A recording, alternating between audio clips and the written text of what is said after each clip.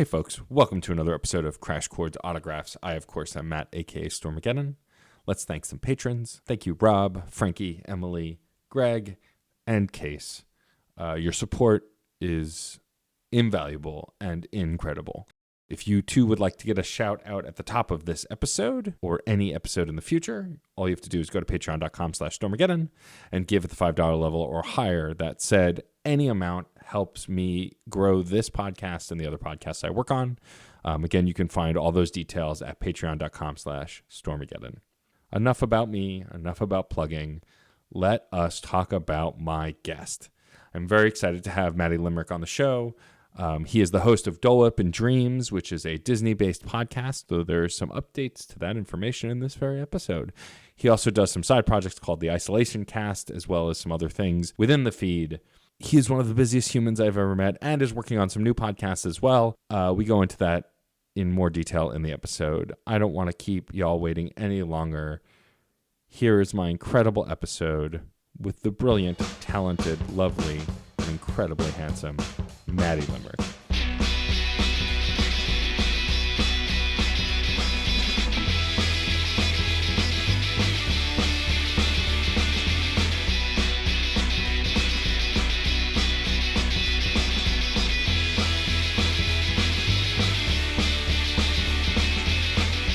I am really super excited to have one of my favorite humans on the internet on my show, the incredible Matty Lime from Certain POV, a podcast network that I'm a part of as well.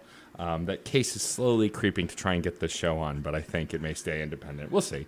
Honestly, the reality of why I haven't shifted this podcast to Certain POV is because then there's no reason for crashchords.com to exist anymore because the other podcast is dead in the water. But anyway, enough about me. Welcome, Matty Lime, to the podcast. Hi, Matt Storm. Thanks for having me. My pleasure. I'm really excited to have you on. It's funny, I'm slowly acquiring other podcasters from other places on this show. Like Case has been on and Pat Edwards has been on. And I really want to have Ash Blodgett on because I want to talk about her directing and stuff, which you got a little bit into in Screen Snark. But like, I like getting podcasters off their shows and on this show to be like, yes, we could talk about your podcast, but tell me more about your life. Oh, yeah. No, when I had Ash on Dole Whip, literally, I went to listen to our audio, and after I spliced it up, I was like, we have almost 3 hours of audio. And while my episodes are long, and when I'm on a show with Case, heaven knows how long we force the internet to listen to the two of us ramble on. But it's because I realized I asked Ash like 2 directing questions, and we had an hour-long directing and film conversation. So nice. I cut it out of the episode, but I'm going to have to release it sometime soon because it was a wonderful conversation. And as someone that loves doing that kind of thing and hearing other people who are like mastering their art form talk about their art form, I was like, sure. I like saved it away in another GarageBand file. I was like, we're going to release this soon, but just not now.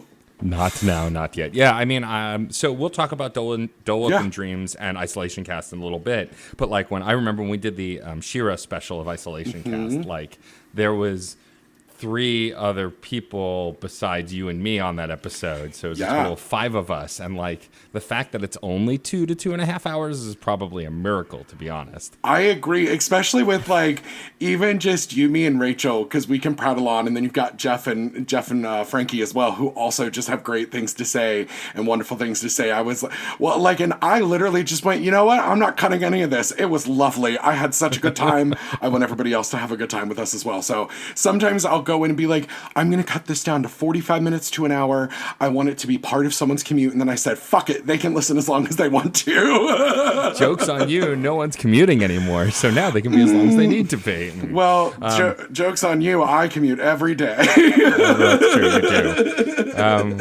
do. Anyway, before we get onto your podcast, though, I do want to talk a little bit about your history because I find it really interesting because I hadn't known, like, I knew you as a Disney and Spice Girls obsessive that I had met from our good friend Case. And so like I didn't know your background until you came to New York and actually started talking to my spouse, Sarah, who has a background in theater. And like the two of you got on like gangbusters and went off onto a far tangent about musicals and theater. And I was like, I'll just sit over here and listen. But I know you have a history with the theater. You're a costume designer. You're also a teacher. So talk a little bit about how you got involved in that. Like, I mean, it's a running gag almost to a stereotypical fault at this point that queers are theater. Like, it's one and the same. It's true. But, like, besides predestined genetic coding to be in the theater, what drew you to the theater? So I'm going to say something that's probably going to shock people, but my giant Southern Baptist church growing up. So I didn't think about theater as a kid. I just liked doing theatrical things, and I am from a deep Southern family, and I went to a unnamed musical theater conservatory in New York that beat my Southern twang out of me, so it might pop in a couple times. I use it sometimes for comedic effect, but we went to a large evangelical church. My family was one of those 5 or 6 days a week at church. We did everything, and so I was what was called a soft boy in the South, but I was very earnest and very excited, but there was something wrong with that boy. He's a little funny.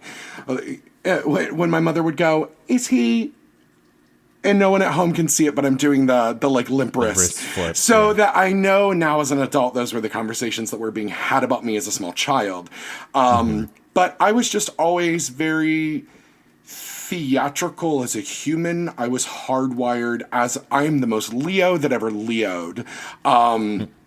And so the moment I was old enough for us to have choir at church. I was in the kids' choir, and then we did every Christmas and Easter, instead of reenacting the Easter story or Christmas story, we did a fully produced musical in our sanctuary that sat like 3,000 people. It's bigger than most touring houses. And we would do these musicals that were written for churches to do that were like biblical light stories or like a contemporary Christian-centered Christmas Carol or kids musicals, those kinds of things. I don't think we ever actually did a nativity reenactment until I was done with church. And so, or we did haunted houses that you set up and you go room to room, and it's to scare people into accepting Jesus as their savior, because you walk them through a story and then you literally make them witness a car crash. Like we set up a full gory car crash in the parking lot of the church, and then you walk them through. One character goes to heaven, and then the last thing you do is you follow another character into hell, and demons grab at you, and it's bad. It's Halloween Horror Nights at Universal quality. And we do those things, or an old company that used to tour called Heaven's Gates Hell's Flames, which was a big theatrical presentation where you watched people die on stage theatrically, and then they got to the gates of heaven, and they either got to go into heaven or were dragged into hell. And so we did those things, and now I look back and go, it was so cultish. But for me, I probably started in those things when I was 7 or 8, and so they were always just very theatrical. And I was a band kid, and so I couldn't do theater in middle school and early high school, but I tried to. But there was always some sort of theatricality, and then in high school we got to the point where I could take theater. And of course that was the point where budding queer little thing that I was, who was, dating a girl at my church like you do, and not being told what puberty or sexuality or sex was, and ruining a lot of things.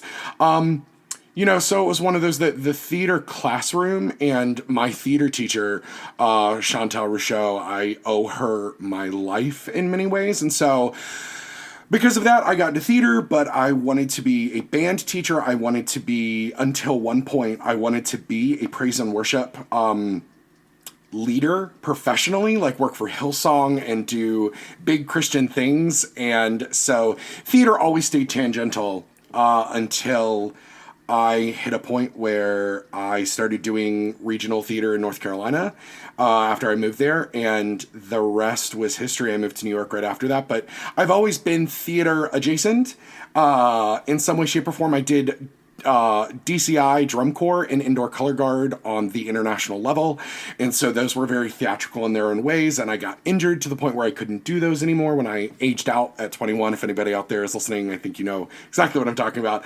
And so theater just made sense, and so I was lucky to live in Raleigh, which had one of the biggest and most amazing theater communities in the area, where their community theater is higher than some Broadway shows, like the talent levels. It's where Evan Rachel Wood is from. Her dad still runs a theater there. So like the talent that comes from there is otherworldly. And so I was really lucky to have that to be the place where I cut my teeth, and then went to New York. And no one warned me that in New York, I was going to school in the 2007-2008 economic crisis, when Elaine Stritch was doing regional theater. So none of us were going to get regional theater. So that was long story, as your friend Evan says, long story, medium length, which I love.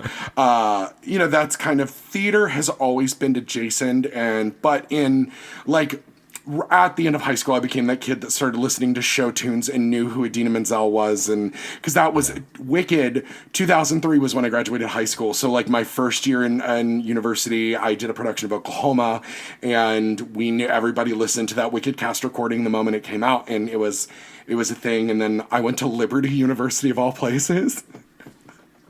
Found the musical theater kids there, but like it's theater has, whether I did it or hung out with people that did theater, it was a safe haven, blah, blah, blah, all those things. But yeah, so I've always kind of tangentially been a theatrical person. And then once I was in New York, I realized how little I knew. So I became that theater kid, because it was as Google and all of the the Playboy Vault and things were being created, and the school I went to had a recording of every musical that had ever been created.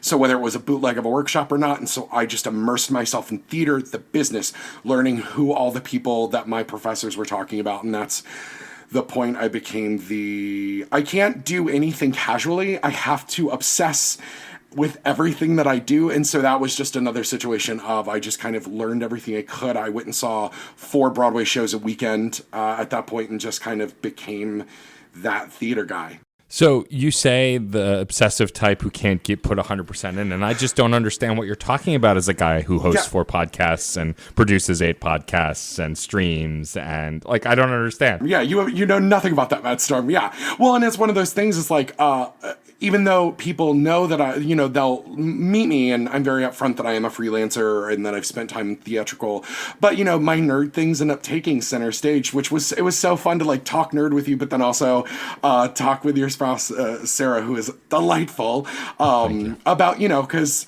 when you're in New York, it's a specifically New York thing. And I think a lot of people I'm sure everybody on the internet's tired of hearing, oh, but New York, but it is a very specific life and style and immersion when you're trying to make it as an artist there. And that's why people aren't understanding the conversation we're having about what it means to not open Broadway again in January, what it means to open in June. So that's just kind of the point where I became that theater person and fully immersed myself into the community, which is one of the most rewarding and loving communities I've ever had the benefit of being a part of. Yeah, I think important to developing a love of something is the community that you surround yourself with. Mm-hmm. I found it a lot in the New York burlesque scene for a long time, and when I didn't really feel it there as much, I moved on to other places. Yeah. And now, pushing forward in podcasting, I think that with the age of the internet, while it does suck that we're going through a pandemic and we're going through a lot of other shit, if you're an American especially, it's never been easier to find online communities and connect with people, and I think that's really key to the development of these things. Now, what I'm curious about is when did it lead to becoming a Disney obsessive, or does that run deep as well? It runs deep as well. So being from a Christian family, which happened when I was 3, I didn't realize as you get older, you hit a point where suddenly one day your parents decide to talk to you like you're an adult. For me, it happened to be when I was 32, because my mother, she'll never listen to this because they just figured out texting. And she sends me blurry photos from her flip phone every day. And I love her so much because they've truly come around in a way when you probably are sitting at home going, oh, deeply Christian parents. Oh no, but I have had the benefit of having the most amazing people as my parents who didn't handle it well in the beginning. It was 2003. I didn't expect them to handle it well. So we didn't have cable because we got rid of cable when I was 2, when Playboy started, you could find porn channels scrambled. And my parents were just very driven that they jumped in as if it was a cult because it's what they needed. And so, but they are very devout people. And a lot of even though I wouldn't call myself a devout Christian, a lot of my faith-based system is still buried in praying to what you need to and centering yourself and finding those moments of spirituality. So, but something we were allowed to watch was VHSs of Disney movies. And I was born in 85. I turned 35 this year. So that was when the vault opened and Disney was really, really leaning into home video.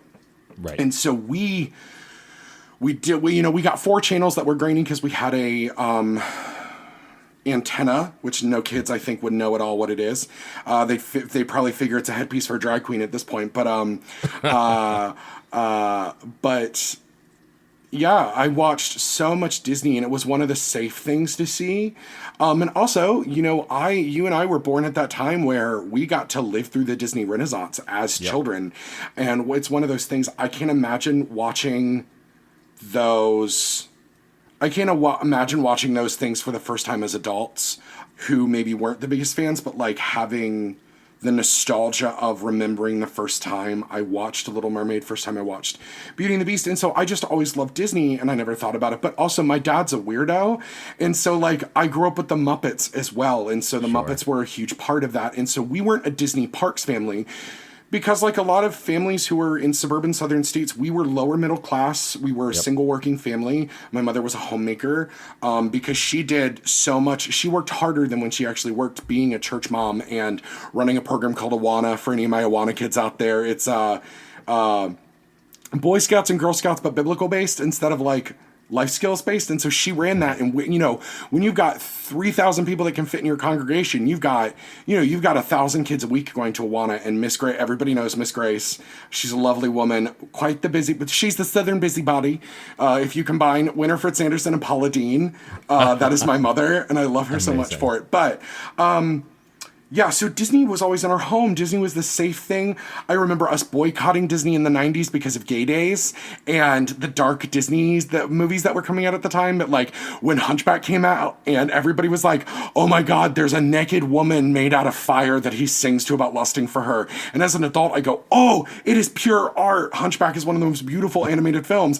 So I never saw them until I was an adult. So Disney's always been there. We didn't do Disney parks. And then I went once with them, and I was hooked on the parks. And so, again, I, as an adult, once I started liking Disney, and that was once I got to New York thing, it was after we'd gone the first time, kind of ramped up my, Disney parks are way different than Disney movies. And so that, again, was the internet I had, it was 2004, 2005, 2006. So everybody was getting internet at home that moved quickly. You could watch bootlegs and things. And so that's when my Disney kind of obsession, but it all goes hand in hand because I loved musicals and theatricality, and it's just what Disney was. So, and again, I chalk the Renaissance movies up to, and someone who single-handedly affected my whole life, which you were on my Aladdin episode. I was. And so Howard Ashman, I wouldn't know about him until years later when I was at a said unnamed musical theater school, AMDA. It was AMDA. I'll just say it now, it was AMDA. And that the Ashman movies specifically really affected my thought, and they were my favorite, 4, other than Lion King. But yeah, they kind of emerged at the same time because being an artistic child, we had family friends where we always would act out Disney movies in their backyard, and we loved those things. And so it was always, I never thought about them as things that made me weird or made me separate from the other kids. Because the only time just being a kid that didn't have cable, my parents were weird, and so I listened to music from the 70s and not contemporary music. Or we did have the complete vinyl collection of the Beatles, which is something that I did have as a child, which was amazing. But I knew Xanadu and the Electric Light Orchestra when the rest of my peers were listening to New Kids on the Block. Or I was watching 70s British comedy, which is funny considering it's so sexual. It's so sexual. But those were those things, and I was so separated as a human from my peers that Disney was the one thing that rooted me, or when Power Rangers came out, that Disney rooted me as an equal with my peers, and it was the only time that I, as an adult, look back and realize that my peers looked at me as an equal and not the weird kid. Sure, yeah. And it's funny that you bring up the Aladdin episode because, I remember, it just, to me, I always felt like Disney just was always around. There were always tapes of, around that time, it was everything from Lion King to Aladdin to Nightmare Before Christmas, all of these phenomenal things that came out and hooked me. And, I will always, bring up the caveat that, of course, Aladdin is incredibly white, and it should be. But with that exception, a movie. I got to watch a movie where my hero Robin Williams was a character in a Disney movie. He was one of the few actors I knew when I was younger from Mork and Mindy and a few other things that like that's him and he's doing that voice. Like I think that movie kind of instilled in me some of my nerdiness for voice actors because I understood how it worked because I didn't before that. Yeah, absolutely. And so it was, that was also like, if you're at a time to get hooked, but also I've got to say that like, this was the time where Disney was releasing all of their 60s and 70s live action films once a month. We had a BJ's membership, and so we would buy them there because everybody I think remembers the really long plastic holders, the security holders. So I knew who Haley Mills was, and none of my peers did, but like, I knew Parent Trap, In Search of Castaways, Inside and Out. I knew Pollyanna. I knew The Computer Wore Tennis Shoes, The Apple Dumpling Gang, all of these amazing live action movies of literal comedy legends. I chalk up Pete's Dragon. One, it's the thing that I think bonds me with my father the most. He loves Elliot more than anything, and he's such a kind and forever loving human. My father is, despite all of his faults and things, but he's the realest human I know. And that movie, I think, every time I watch it, I just think of my dad, and I know it'll be okay. And I know I'm very lucky as a queer person to have a really good, distant, but very good relationship with my family altogether. My sibling and I are like this, but that's one of those that like, it bonds us with our dad in a way that like and I'm so thankful that like I was a 9-year-old that knew the complete canon of Haley Mills and could quote, the Swiss Family Robinson, and realized that my type dating early in life was decided upon by Aladdin and both of the older brothers in Swiss Family Robinson. Nice. So like, so it's one of those things that you can say that some of my queer coding actually came from some of this upbringing, so that when my family I was forced out of the closet. That is maybe a story for another time. But I was forced out of the closet, and my mother was shocked. And I turned around and went, I owned every My Little Pony from 1985 to 1991. What do you mean you're surprised? But that's just one of those things coming from an oddly nurturing home where I played sports because I said I wanted to play sports, but they didn't push it. And so all of those things I think kind of tie together, and I'm so thankful for them now as an adult, but they really could have stunted me as a child if I was aware enough that they made me weird and different. But I didn't until like high school. I didn't realize that they made me weird and different. I mean, I feel like we all learn in high school that we're weird and different. Yes, because that's when you also realize that the other kids are also weird and different, but they can be way meaner about it. And I was at high school that in the years after Columbine happened, so everybody was on pins and needles, and it was just a weird time. Yeah, so totally. I want to shift gears a little bit and talk about one of your two podcasts, though the second is more of a spinoff. Yeah.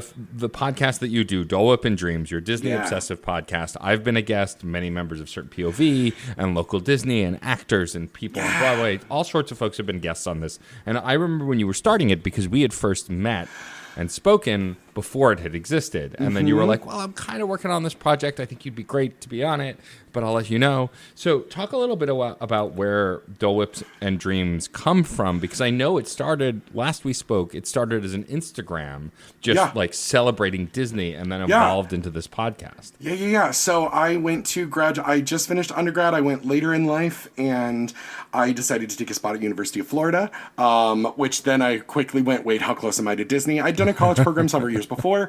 But because I was working in theater, I also knew that theaters were starting to utilize social media in a way that they hadn't before, but there was nobody giving classes, and this is how to figure out how to make Instagram work and Facebook. And so because I was close and we were going so much, and it was at the point where Disney Instagrams were exploding, everybody had one, everybody was Disney bounding, Disney was pushing out new merchandise and food in the idea that people will Instagram for them and they never have to market them themselves, which is the most evil genius thing that a capitalist monolith like Disney can do. Yeah. And so it began that way, and I just kind of pinned it as Dole Whip and Dreams, just because I love Dole Whip, and Disney's full of dreams. Like, Disney is one man's dream, and everybody else's money. Pretty much, yes. But, you know, and then so I had done one. So Case and I lived in New York together, and we met working at Wicked. We had drifted a little apart, checked in on each other on the internet, and then he and I randomly, we both got a little schwasty one night, and he messaged me, I messaged him back, and I was like, oh, I just downloaded your podcast. I was like, man, if you ever want to talk about something. He was like, do you want to do Power Rangers? And I went, fuck yeah, I want to do Power Rangers. Much in the way, like you do, like that. And so I did that, and it was so much fun that I quickly went, hey, Case, let's do another episode. And then we did Masters of the Universe.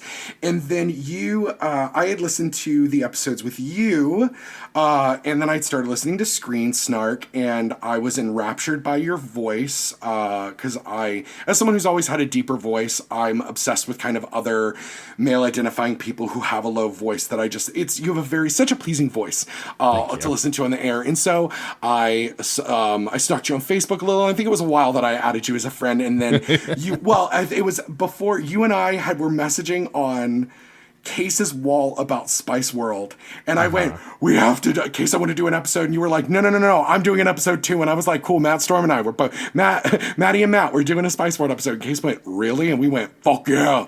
So that's how it happened. And then so we were closing out the episode, and like Case does, he says, what are you working on? And I couldn't go, I want to kill myself because I'm in grad school right now and I hate everything I'm doing.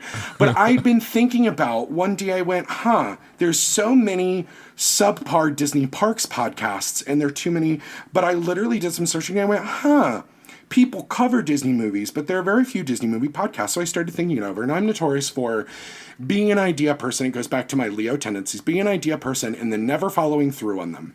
Right. So the beautiful thing about having things in audio on the internet that your friends also listen to, you can get shamed by your friends in the most loving way if you don't follow through on it.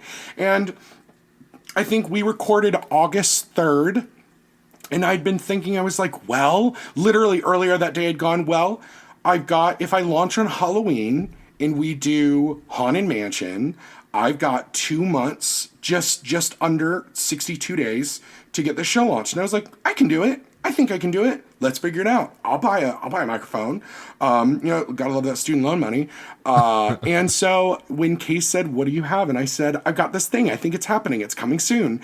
Because I went, I can't back out now. And so I started planning it. And that's how it came about, because I have a history background as well. And so I also get annoyed when my students would go, I love the show. It was so good. And I go, great. Why was it good?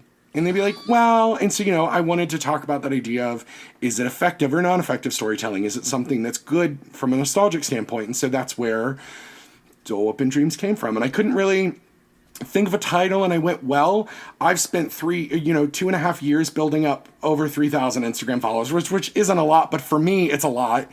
So I went, let's roll it over. And you've got an auto fan base. And I know, 2,000 different theater people on Facebook that I've worked with, or who are also Disney people. And I went, you know what, let's just give it a try. And if you fail, but at least you've tried it, right? And so it became my break from grad school thing. And little did I know that I was starting it months before the pandemic, and it would actually be something that kind of saved my life during pandemic. So that's kind of how it started. And I've been lucky to get some of the people.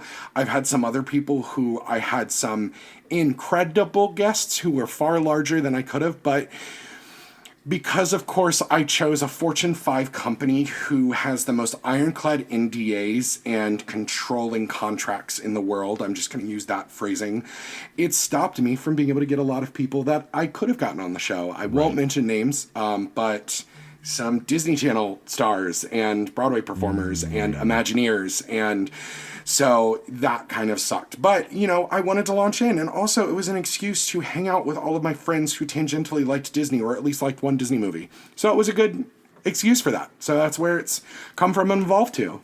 Yeah, I mean, what I love about this podcast, not only having been featured on it, Which, and I did call Aladdin pretty early because, like, You did. it was important to me to talk about because I love it. I loved it so much as a kid, and I know that it's problematic. I know that it's uncomfortably problematic. But that said, the magic that it still created was important to me. And I would never take it away from people who are of that descent who are absolutely offended by it. I had a friend who was, whose name I won't say just in case she doesn't want me to mention her Right, name. absolutely. But like growing up, like she hated that I loved it because it hurt her because it was white people being not white. And I totally get it. But there was something about the magic of that movie and how it was made. And like I rewatched it with my nephews and nieces recently and nibblings, and they were laughing their asses off. And like, especially all the genie impressions, which are so dated though. Like they are not all of them are evergreen impressions, and yet so well animated, so well done. And so I feel very lucky to come on it. But what I like is that you don't just go, let's talk about this Disney movie, let's reminisce, which you do that, but you also have a whole upfront section where you do research, talk about things that didn't make it to air, talk about things that like are in the Disney vault that, maybe we don't know about. I like that you do research and also make it a friendly conversation. It's not just one of those things, because that's what puts it above the rest. And I feel like there's nothing wrong with just having a casual conversation about movies. Yeah. I do that on Screen Snark, but I think Absolutely. that something about Disney and the effort you put into the research really makes it stand above the rest, because like there are no moderate Disney fans really. There are people who like Disney movies, and then anyone who calls himself a Disney fan is some level of obsessive. And I didn't even see it myself until, what was it, 2 years ago, 3 years ago? I don't know. Time is a lake. But I went to Disney with friends for Sarah's 45th birthday and 45th? No, 40th. God, she'd kill me. 40th birthday. And when we went, like, I went with friends who were big Disney heads and, like, got sucked into the pin trading. I love pin trading so much. It's my favorite thing. There's no shortage of things to obsess with Disney. Do you feel like with Dole Whip and Dreams, there are movies that you can't cover because either you're not right to talk about it, things that come to mind are like Song of the South, things like that, But also, do you think there's anything that you're too close to that you wouldn't want to talk about on the show? Honestly, so when I made the kind of when I signed the Universal contract to the Universal Ursula to do the show, I had to make a promise that I would be willing to talk about almost anything. And it's funny you bring up Song of the South. I own a copy of it. I bought it from a bootlegger. I remember seeing it, but it's one that, as someone who considers in undergrad, I have a double bachelor's in women's gender studies, sexuality studies, and theater. And with that was a lot of like race, gender, and performance. And we were talking specifically being a white creator, studying what the experience of not white people is, creating art. That way, I don't want to speak for them, but I want to know what I can do as a creative to make everyone's lives easier in the room and best tell a story with someone, because it does suck that, like, as an example, I got the offer to direct, after the revival of Color Purple, a regional production of Color Purple in the Denver area a few years ago, and they knew I was passionate about it. I love that musical so much, and it's a good friend, and I literally had to go, what's wrong with you? And they went, what? I was like, I can name you 20 vibrant young directors of Black descent who would be 1,000 times better for this. And I just have to say no. And that's not to give myself a white savior complex, but it is because I spent enough time academically and just watching my friends who are not white struggle with finding an identity in classrooms and on stages where they are constantly being told that they are lesser, and the professors or the creatives don't think they're telling Black people and Latinx people and Asian people that they are lesser. So there are a few, both Pocahontas and Brother Bear, I thought when we got to them, would be interesting conversations that I needed to have with Indigenous people. But also, like, I wanted to bring on John Lestrange to talk about it from the aspect of, like, genocide, and that when the white settlers were coming, it was genocide. I don't care how beautiful of a Stephen Schwartz score, you slap on Pocahontas, they butchered that story. And I'm from Virginia. We went to Jamestown every year. I know that story inside and out. Right. I remember my mother made us leave the movie theater when we saw it because she was so upset that it wasn't accurate. And it was the only, until Pokemon, the first movie, that was the first movie we walked out of. Or I was forced to walk out of. Right. Cloning was weird in my house. Cloning and mutants. So, so I couldn't watch X-Men growing up. I couldn't watch Ninja Turtles, and we had to walk out of Pokemon when they brought in the clones. It scared my mother. But yeah, so those were those as we've been going through some things that I wanted to prepare for. Also, shout out one of my amazing professors at New Paltz, Meg Sullivan, who's in the Women's Studies department, who has her doctorate in indigeneity and indigenous studies. So my women's studies degree comes from an indigenous background. It is learning about, like, when we found out earlier this year that they were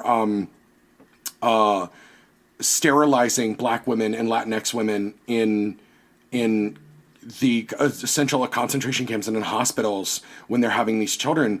It was one of those that everybody else was shocked, and I went, this is terrible, but y'all, this has been happening since the 40s legally. Yeah. So it's those things that I wanted to continue to bring in people who are academics, but also like in pop culture, so we could talk about it. And it did mean bringing a more informed thought in. So there were some things, but I wanted to plan a Juneteenth for this coming year special of Song of the South where I sat down and just moderated a conversation with Black artists who are actors and directors and things where my voice isn't heard. I just ask questions, but I wanted them to talk about, because you have a lot of white creatives that go, well, if you understand Song of the South, it takes place after the Uncle Remus character decides to stay as an indentured servant. So it is bridging that gap between the two. But I hate that narrative because somehow it then, it allows us to be complacent with the kind slave master and the Uncle Tom and the Mammy, which are all really hurtful archetypes at this point. They are things that are dangerous and disastrous to contemporary Black society and Black people. And while we're having a conversation right now that we shouldn't be gunning Black people down and the police shouldn't be violent. So, those were those situations that I was preparing, and I had two friends that worked at Disney that were like, you need to stop with the Song of the South prep. You have to, or the company is coming after you. It's not officially, but they said, you've got to stop this. And so also then pandemic happened, and it wasn't a good time to get 7 people on a Zoom call and ask, hey, you're at the lowest part of your life right now. Can I force you to watch this Disney movie that most people never want to watch? So I, planning it maybe for this time. Also, maybe that belongs on someone else's show that's not even just a white person going, hey, I want to adjudicate that, it's Ryan Murphy producing Pose, if you will, but it's still Ryan Murphy getting the credit for Pose. So I didn't want to be the one that was like, aren't you brave to have these conversations? Though I secretly have to say the one thing that would make me feel so good is to get a cease and desist from Disney. I have to be honest. Of course. But, so there are those things that when we were talking through those, or I was just planning to do Swiss Family Robinson and then In Search of Castaways, which both deal with Asian and then Maori representation. And both of my guests were like, can we get someone Maori and can we get someone that's Filipino on to discuss the heritage of the lineage of white settlers coming into this area at this time? And I was like, yes, let's do it. We have to. Because those are the things that I feel like we're dynamic enough on my show to make it interesting for everybody, but also I don't care if people are uncomfortable in their commute or uncomfortable at the gym or uncomfortable in their office.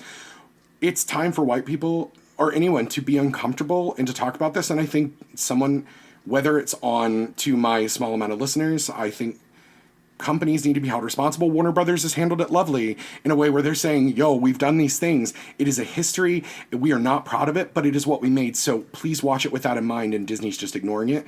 And so those were those moments that I'm kind of glad you brought this up, that I was planning we were having to have a larger conversation because it wasn't just isn't Pocahontas pretty? Aren't we lucky to have a Stephen Schwartz? Judy Kuhn, what a beautiful singer.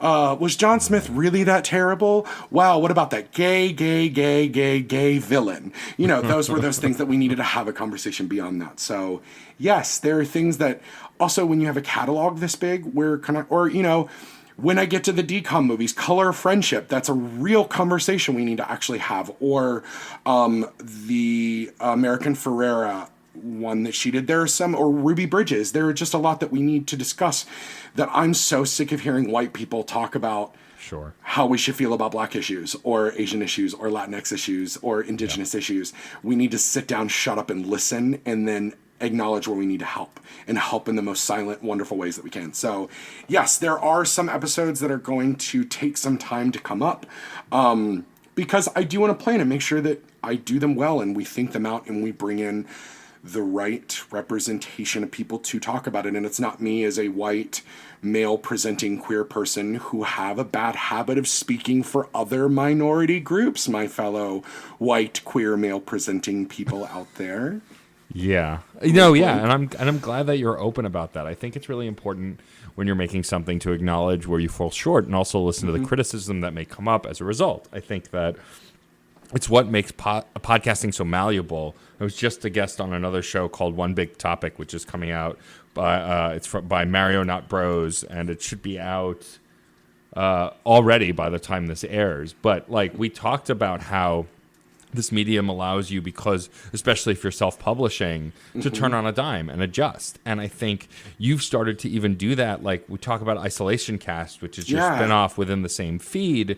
This idea that when we were in isolation after a period of time, you needed to talk to people and check in. And part of it was wanting to check in on your friends, and then part of it was wanting to talk about things other than Disney. And I got to do an episode very early on, which I loved doing. And like, where did that come from? Was it really just like what you had told me, like this need to check in on people and see how things were going? Yeah, I was watching people really tread water. When you think it's fun to go to the lake when you go to Jewish camp for the summer, or you go to Jesus camp, and you jump in the lake with everybody else, and you realize everybody else is having fun, and you can barely tread water and keep your little chin just above water, and you're fairly sure that a giant sea creature is coming up from under you. The megalodon is going to get you. So that's what it felt like, where I was lucky to be finishing grad school, which already made me feel like I wanted to die, and that I was already treading water in a pond that I was just too small to be in. So I had that to focus on, and I was thankfully still employed, but I was watching my students at home suffer, and then watching my Broadway and theater and just art friends also just miserable, and knowing how awful it was in New York. My sibling was living in New York. Right. And so, I wanted to talk to people like you and Rachel had recently become internet friends. And so I wanted to check on both of you, and my friends Gabe and M. And it was also an opportunity to bring some things, they were doing an online international theater festival, and I went, this is so cool. How often do we have a chance to like watch a new play that's in Hindi from Delhi in India? Like, those are those cool things. And so I could have a 22 conversation with the amazing and handsome gentleman in Canada that was running that, or a stage manager that I just obsess over. She's amazing. Talk to her. And also focus on how they were doing, but it ultimately was about how everybody was finding joy. And the first couple episodes, something we talk about in every one is Animal Crossing and Tiger King, because that's where we were, which literally feels like 30 years ago. But it also was, I wanted to make sure everybody was good, but I also wanted to start changing up and figuring out what I was capable of as a host, as someone that can drive a show in a non-narrative way, and just see what kind of conversations we could have about life and joy. And I'm a big Star Wars fan, and so it's really easy in a theatrical world or movie world to be like, you have to have hope. The only thing we have left is hope. And it's like, bullshit. Sometimes hope isn't even fucking there. Fuck off. All I want is to be able to go have spicy margs with my friends and go see a new goddamn Avengers movie. That's all I want. And that's just not something we had. And it shows the most entitled American things that people were going, well, it's not that bad. I'm still going to go out. I'm not going to wear masks, whatever, blah, blah, blah, blah. So, it was also just making sure that people were okay, and, also talking to people in New York, because then I at least, had a couple hundred people who would listen to every episode and go, okay, we can get supplies to New York. We can get those people out of New York. We can do what we need to help other people. We were all maxing out our Netflix queues really quick. And so it literally, as someone who's bipolar disorder, and so I'm very manic a lot of times, and so I just get a lot of ideas, and that was one that I went, you need to follow through on this. Let's figure out. And I have a new project that I would love to talk about in a bit. But it's the same way of where I went, you can just reach out to your friends and be like, hey, do you want to chat for 90 minutes? Let's hang out. Yeah. And it was really easy to do. And it was hard because I got really eager early on and stopped doing schoolwork and went, let's release 3 episodes a week. And I was like, you're an asshole. You should have done an episode a week and stretched these out. But it also was good because, you know, it was in the first weeks. And so those were the most volatile. They were the most hard for a lot of people. They were the most life-changing for many people. And so recording an episode on Friday and releasing it on Monday and being like, oh my God, the world has fallen apart in 3 days. Everything is different. Or, okay, as much as everything seems like it's changing, this has been 48 hours since this was recorded and we're still doing okay. And that's why I wanted to make sure. My last question was if you could recommend one thing to tell people of what advice you could give them.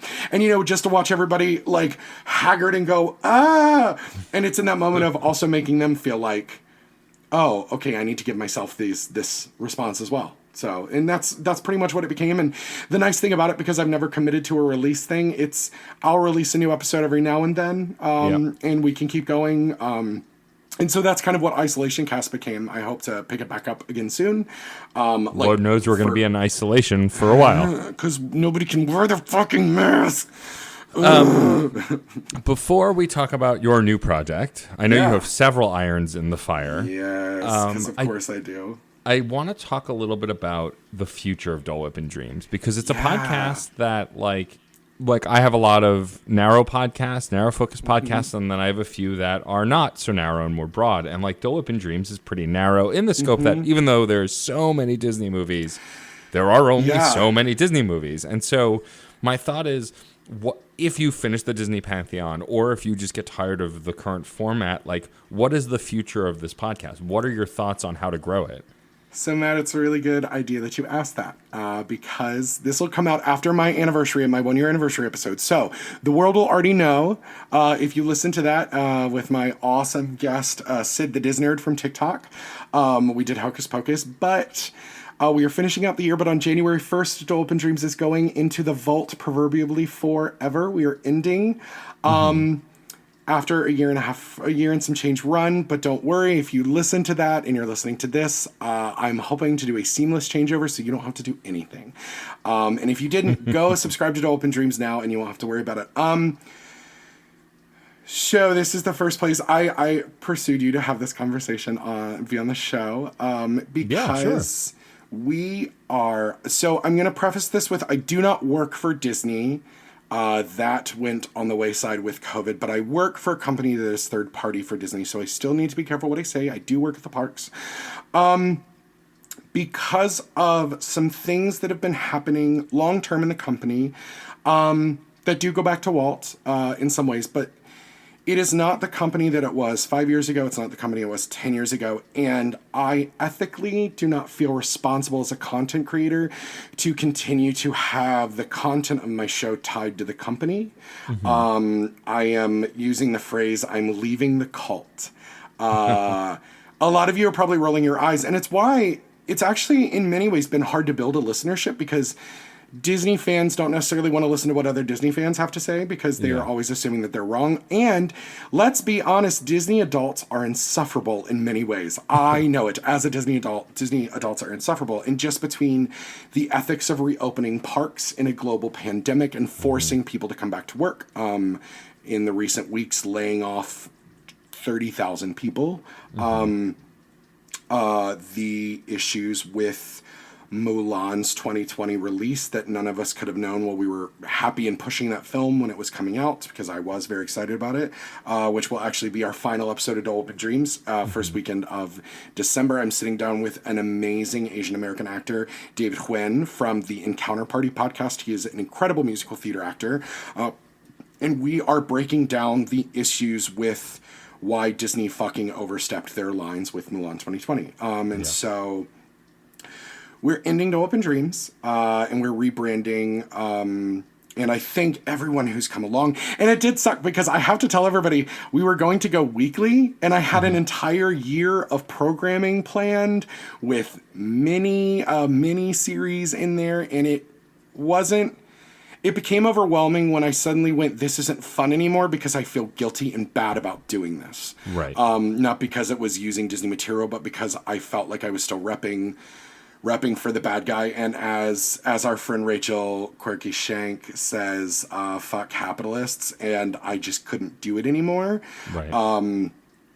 And, you know, this is actually the first time I'm talking about it with anybody. So if I get overly emotional, it'll be the second episode you've been on that I cry on. It's fine, Madstorm.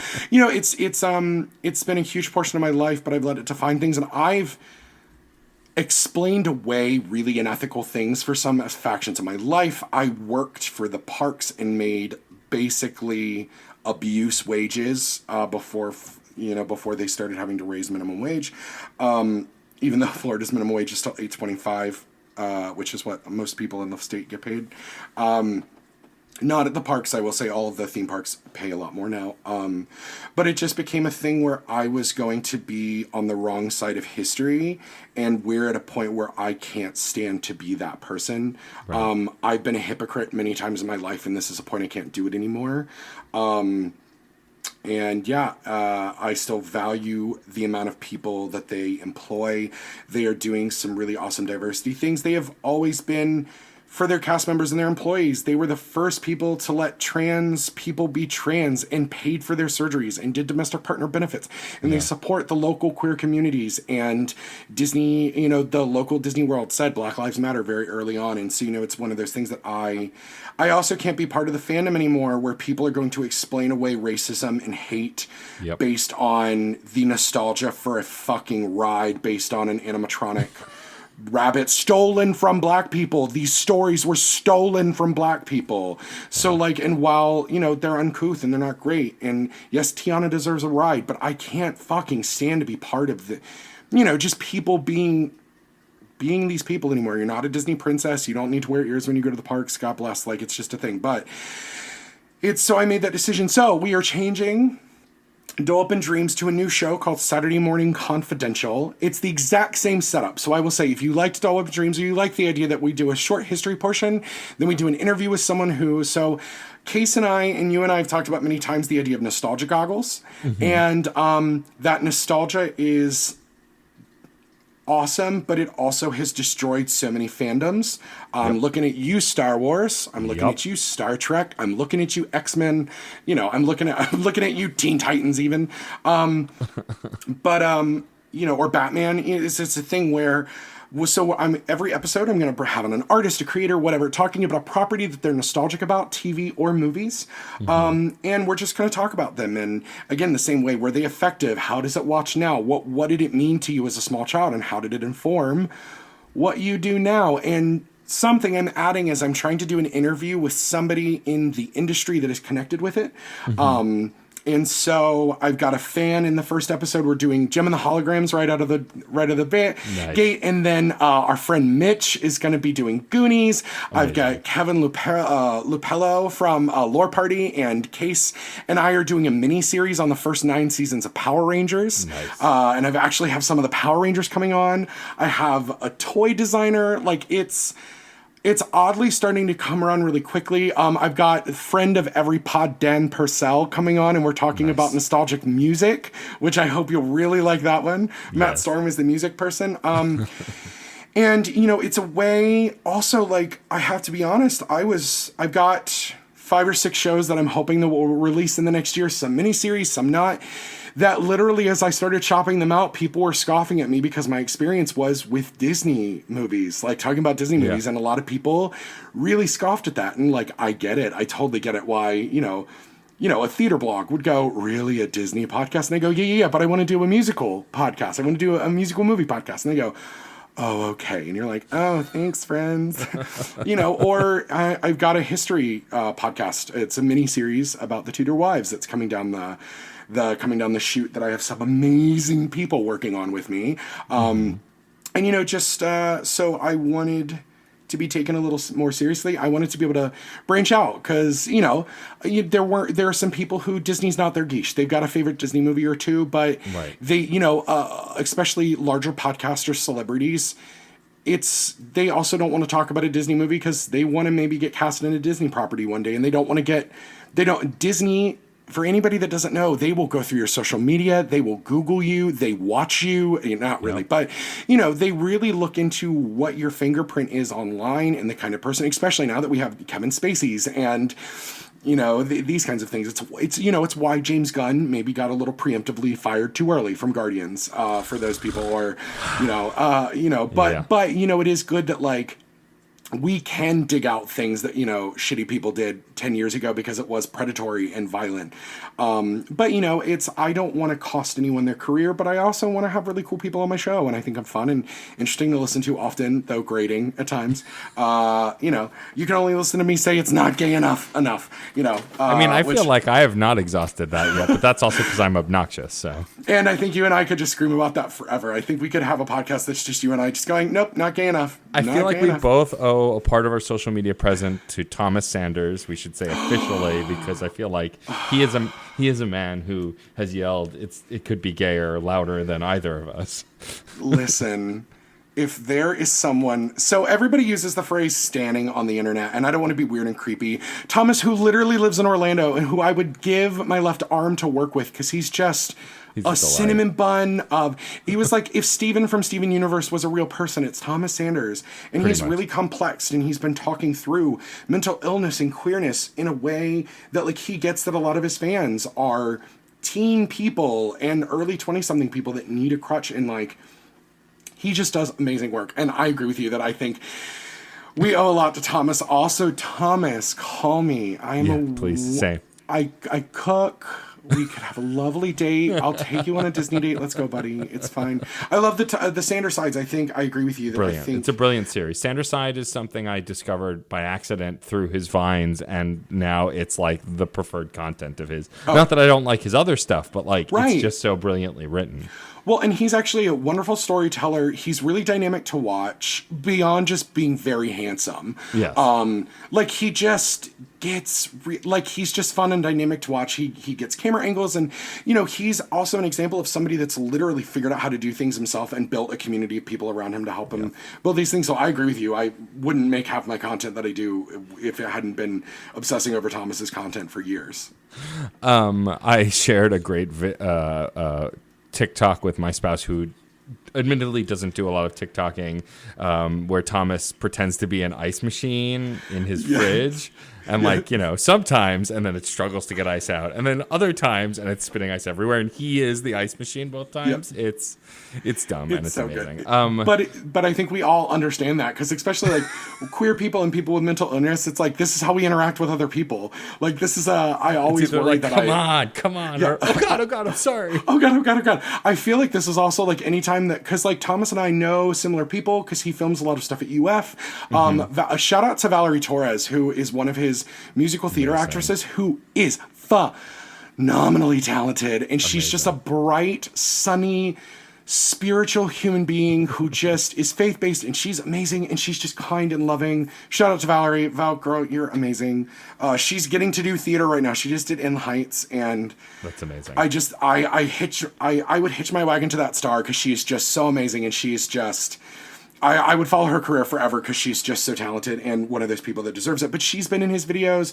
One of my students, Dahlia, Dalton Calder, just a lot of these really amazing UF students that Thomas has gotten to use, because he is from Gainesville, but he lives in Orlando. Yep. So like he just brings so much sunny cheeriness and cares about representation of gender and all these things. And so I stand Thomas Sanders, and I'm going to say that. Same.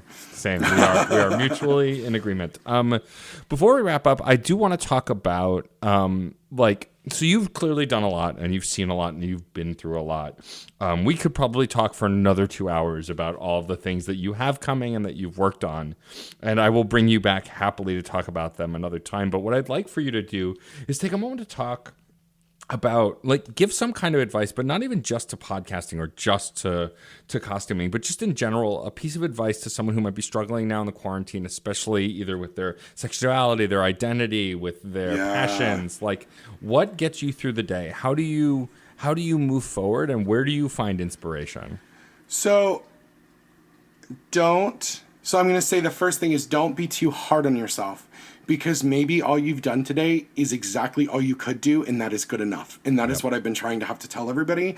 Matt, you're on my Facebook, so sometimes you understand and get the messages. You probably got my TikTok this morning. This is the moment to say that you are doing fine. You can unclench your jaw. You can smile, drink water, and breathe today because you made it to another day, and that's all we can ask. And really right now, we're having to watch the world crumble, and it's Inktober, which everybody, I think everybody needs things, but like, I'm always somebody that even as a designer and an artist, that my art rendering isn't great. I use croquis. I use croquis as people because I don't draw bodies well. And, if Greg Barnes can do it and he can design multi-million-dollar Broadway musicals and be stunning, I can use croquis.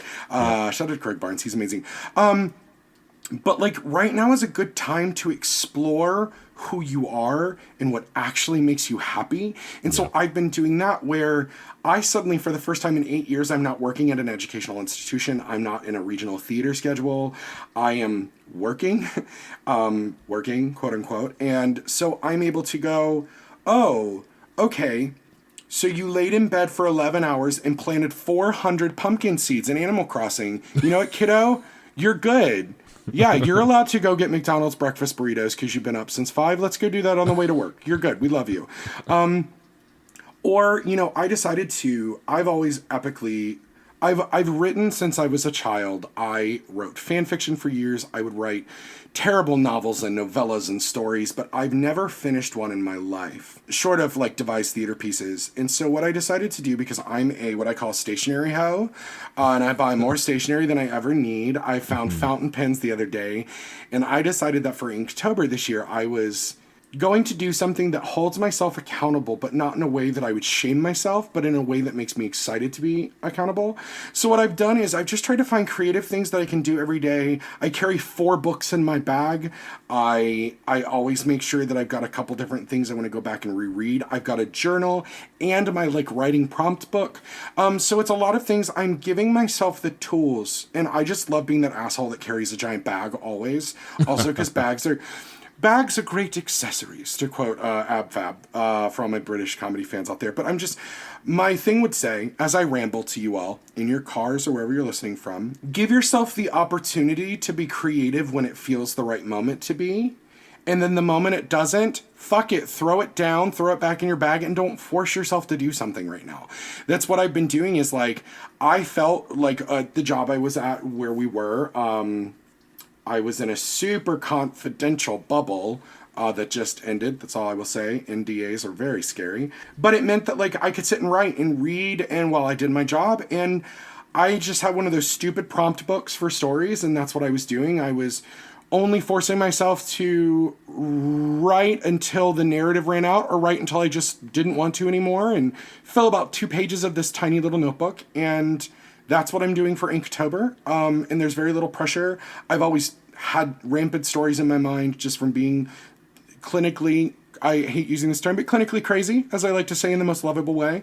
That's what I've been doing. But what I've doing with that, because I am using this as an opportunity to, instead of going, hey, oh God, I don't know how to audio edit, what do I do? Now, I will say, a colleague's father, who is an amazing human, David White, is responsible for a lot of the show editing of Dole Whip and Dreams for the first year, and I would have been so lost without him and my researcher, Angela Gwynn. She is an amazing, militant trans woman living in New York, and I worship Angela. She's amazing. So she did about half the season of research, and so I had them with me, but I want to do some fiction. I want to just do these things where even if they're not great or I don't do them long term, I at least go, I know how to do Foley art, and I know how to mix an entire show together, and I know how to I can do some voice directing to get some lines out of some theater folks, and I can put these things together. Or I can break up my acting chops and I can read this 3-minute story, and really, mix some nice music with it and give people these kind of short-term stories that I wrote day by day. So that's coming out in November as part of Isolation Cast. It's going to be called Inklings. And every day it'll be a 3 to 5 minute audio story for everyone to listen to. It'll be Monday through Fridays for the month of November. But I've just been giving myself small creative milestones to do so that I have to be responsible and be creative, but I also don't have to like, oh God, I didn't do it and beat myself up over it. It's okay. I haven't written the last 2 days because I was so excited about it. I wrote 20 last week. And beautiful thing about that is I don't have to use them all now. And it's one of those things where I also reread them because it's what I do. And sometimes I think I'm a genius and sometimes I think I'm a piece of shit because that's just where we are.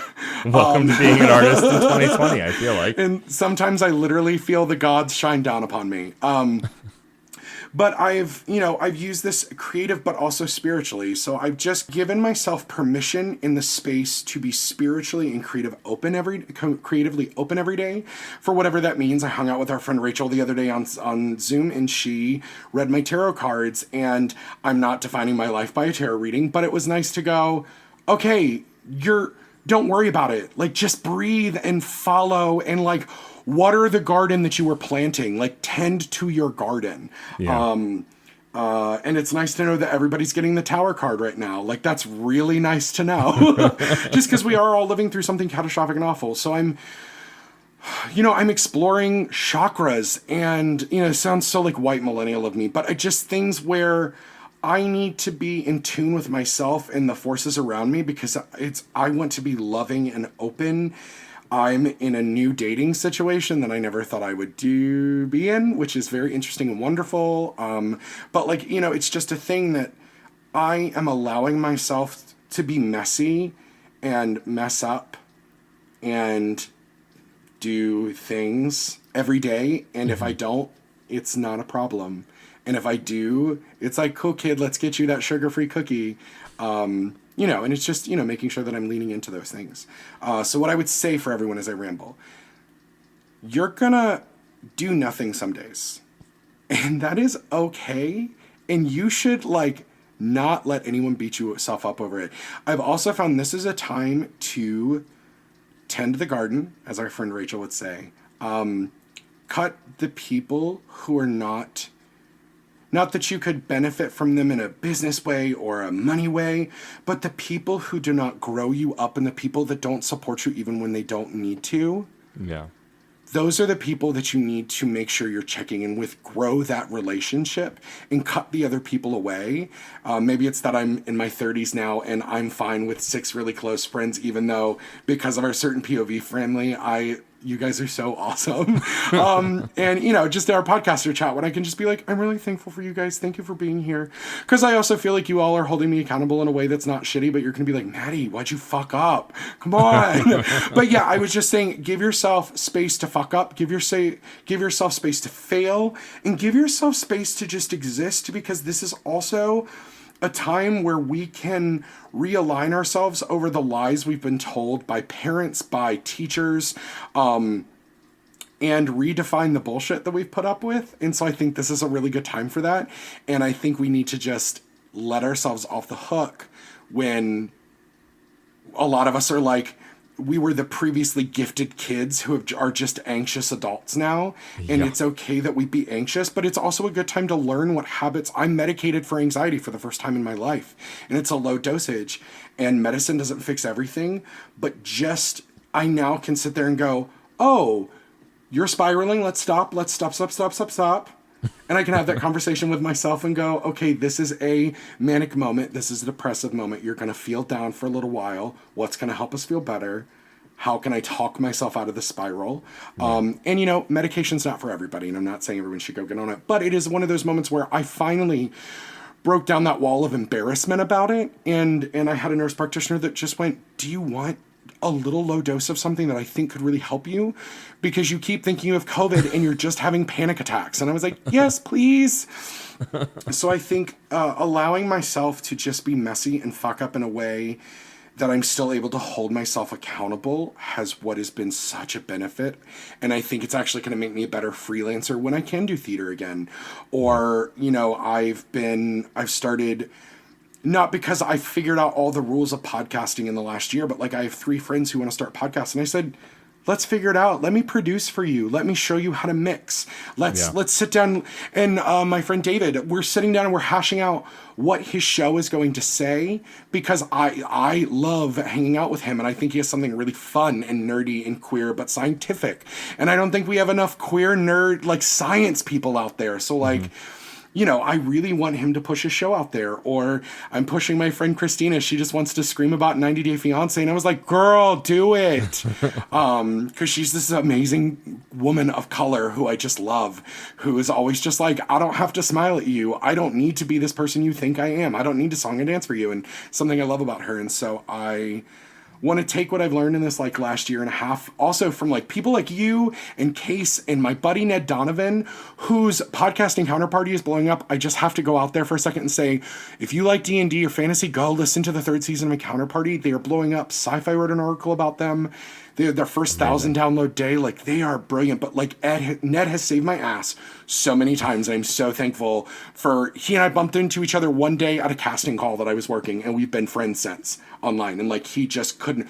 You all would not have had shows many weeks without Ned talking me off a ledge. So I want to be that person for people and build a community of artists.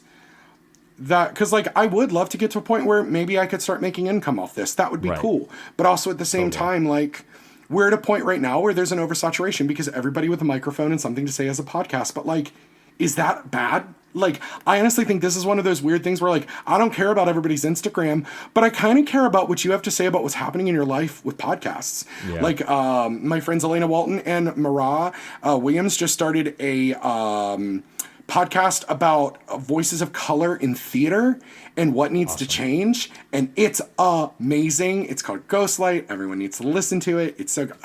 This isn't a recommendations corner, but it's just those people that I'm seeing are also doing this thing. So I think this is a point where everybody needs to take a chance and do something that they're scared of, do something that could benefit them creatively, even if 25 people listen, because I guarantee you more than 25 people will listen. I rambled for 20 minutes, but that's what I would say is be messy in a way that's not you getting drunk at the bar, and, realign and do something for yourself. Because for so long, especially being a queer human who is presenting as male, iced coffee and tacos and brunch have become a lot of people's personality traits. Yeah. And they've been so afraid to let people know that they like Star Wars, or they're a grown human that likes My Little Pony, or loves, I stan everyone that's gone out and is making a living on OnlyFans. Like, you guys, I worship all of you. You were doing something that, like, I wish I had the literal courage and love of myself to do. So, like, if that's what you want to do, go do it. And this is a good time to get messy, be creative, and fuck up and make some changes for yourself in a way that will make the rest of your life a little easier, so that you know how to take that stress off of holding yourself to too high of a standard when we do go back to work and we aren't living in our homes anymore full time. So well said. Matty, thank you. It is apparent you are a podcaster. You talk like a podcaster, and that's a good thing. And I talk a lot. Well, I mean, I'm not short-winded either, as many people can attest. But this has been lovely. Before I have you wrap up the show, please tell folks where they can find you on the internet and all the stuff that you're doing. Okay, great. So you can find Dole Up in Dreams, and Matt, I could not spiritually connect with you more than I did earlier when you were like, because I pay for crashchords.com. This transition happened, and I paid way too much for the domain and 1 year of doleupandreams.com last year. And so I also like our website for Certain POV way more. So you can find Dole Up in Dreams at certainpov.com, and then click on Dole Up in Dreams from there. And that's where all of our episodes are. We have a back catalog there as well. We are on every podcast platform.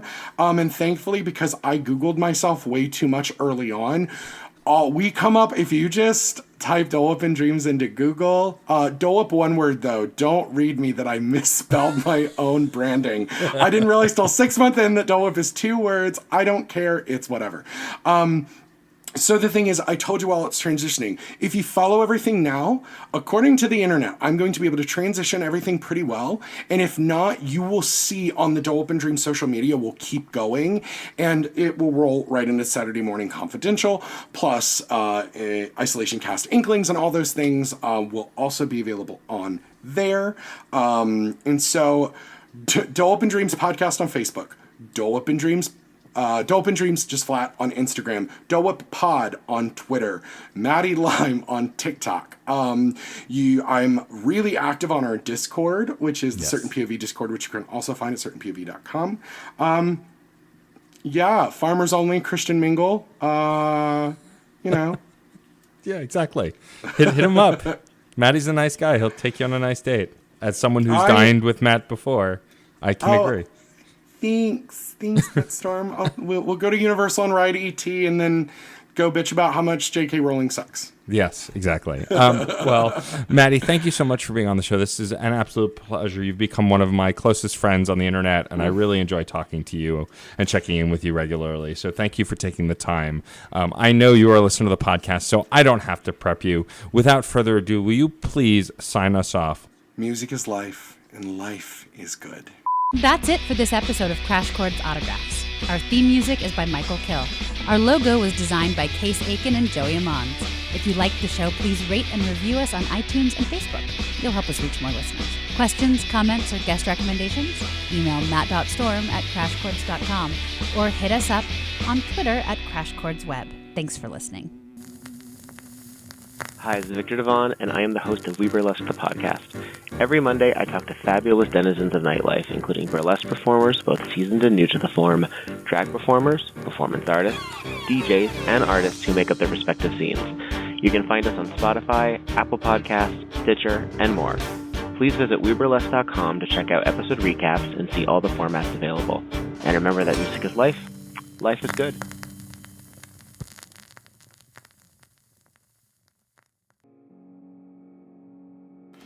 Do you wake up every morning, roll over, and check your favorite social media feed, only finding that you wish you had never looked at all?